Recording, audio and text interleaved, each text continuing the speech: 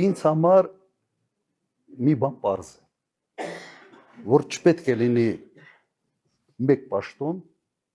որը կենտրոնացնում է իր ձեռքում այսքան լիազորություններ։ Եվ նախագահի պաշտոնը պետք է հակակշիռ լինի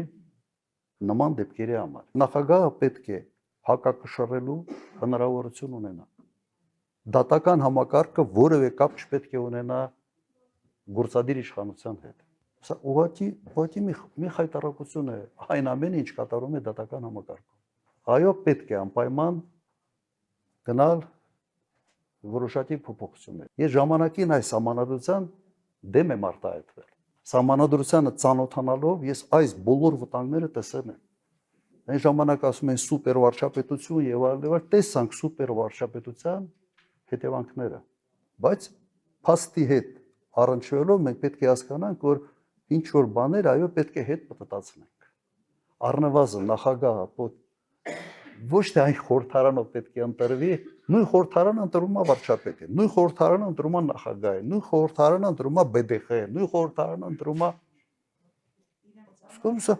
Սա բան է, աբսուրդի բան է։ Ուրեմն դու պիտի ենթադրես, որ խորհրդարանում ոչ մի կուսակցություն չպետք է 51% ունենա, անընդհատ պետք է ինչ-որ կոալիցիաներ լինեն, գոնե այդ կոալիցիաները իրար հետ ինչ-որ իրար հակակշռեն։ Բայց եթե այդպես չի, ուրեմն գոնե պետք է ունենաս այլ զսպող ինստիտուտ, որը ունի առաջնային մանդատ